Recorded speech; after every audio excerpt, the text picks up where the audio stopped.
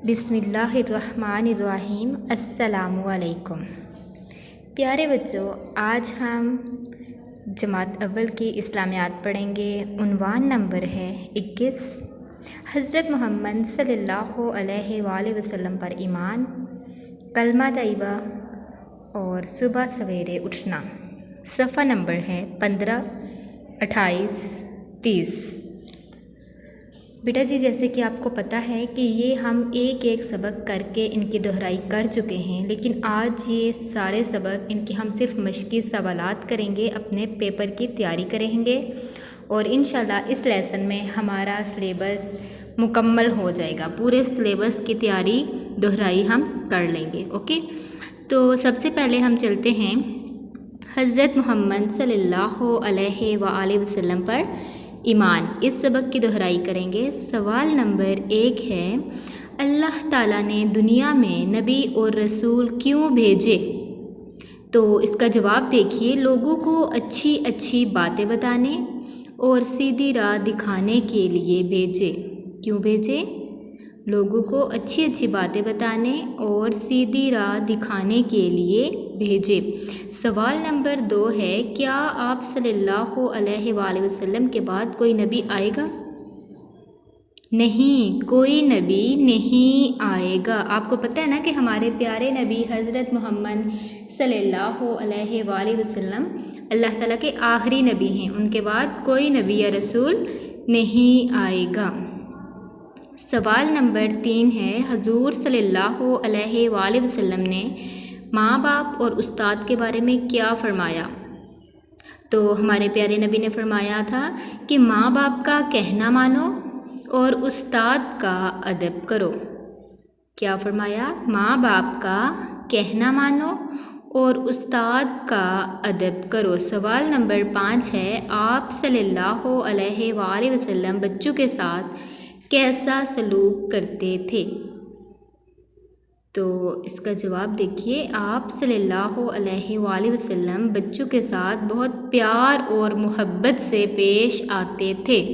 कैसे पेश आते थे? कैसा सलूक करते थे? बहुत अच्छा कि आप सल्लल्लाहु अलैहि वसल्लम बच्चों के साथ प्यार और मोहब्बत से पेश आते थे। सवाल नंबर 5 है, हम अच्छे मुसलमान कैसे बन सकते हैं? तो इसका जवाब है कि हम अच्छे मुसलमान तभी बन सकते हैं जब आप सल्लल्लाहु अलैहि वसल्लम की बातों पर अमल करें। ठीक है, आप सल्लल्लाहु अलैहि वसल्लम की बातों पर अमल करके हम अच्छे मुसलमान बन सकते हैं।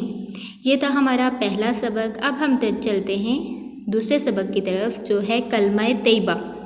तो कलमा तैयबा के सवालात देखिए। सवाल नंबर 1 है, कलमा तैयबा के क्या मानी हैं? बेटा जी, आप यहाँ पे गौर से इसको सुने। यहाँ पे सिर्फ मीनिंग पूछेंगे, मानी पूछेंगे। ठीक है, तो कलमा तैयबा के मानी हैं पाक बात। क्या मानी है? पाक बात। सवाल नंबर 2 है, हमारे ईमान की क्या बुनियाद है? तो हमारे ईमान की बुनियाद है कलमा तैयबा। क्या बुनियाद है? कलमा तैयबा। सवाल नंबर 3 है, जो शख्स कलमा तैयबा पर यकीन रखता हो वो क्या कहलाता है? मुसलमान। Very good. जो कलमा तैयबा पढ़ते हैं और उस पर यकीन रखते हैं वो क्या कहलाते हैं? मुसलमान।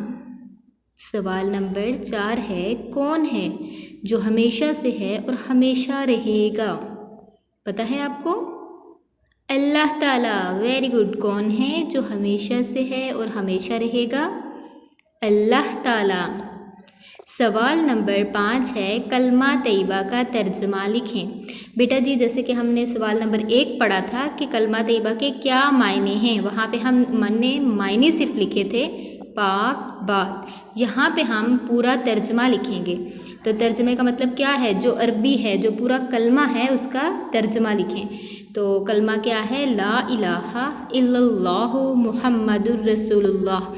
तो उसका तर्जमा होगा, अल्लाह के सिवा कोई इबादत के लायक नहीं और हज़रत मोहम्मद सल्लल्लाहु अलैहि वसल्लम अल्लाह के रसूल हैं। ये था आज का हमारा दूसरा सबक। अब हम चलते हैं तीसरे और आखिरी सबक की तरफ, सुबह सवेरे उठना। सुबह सवेरे उठना, इसका हम पहला सवाल देखेंगे। सुबह सवेरे उठना कैसी आदत है? तो पता है ना आपको, सुबह सवेरे उठना कैसी आदत है? बहुत अच्छी आदत है। सवाल नंबर 2 है, सुबह सवेरे उठने के क्या फ़ायदे हैं? तो सुबह सवेरे उठने के बहुत ज़्यादा फ़ायदे हैं कि हम दिन भर के काम जो हैं, जितने भी काम हैं, वक्त पर कर सकते हैं। तो क्या लिखेंगे? हर काम वक्त पर हो जाता है और हम वक्त पर फजर की नमाज अदा कर सकते हैं। सवाल नंबर 3 है, सुबह सवेरे ना उठने के क्या नुकसानात हैं? तो यहाँ पे हम नुकसानात भी लिखेंगे कि अगर हम सुबह सवेरे नहीं उठेंगे तो क्या होगा? कोई भी काम वक्त पर नहीं होगा और हम वक्त पर फजर की नमाज अदा नहीं कर सकेंगे। सवाल नंबर 4 है, सुबह की सैर इंसान की सेहत पर कैसा असर डालती है?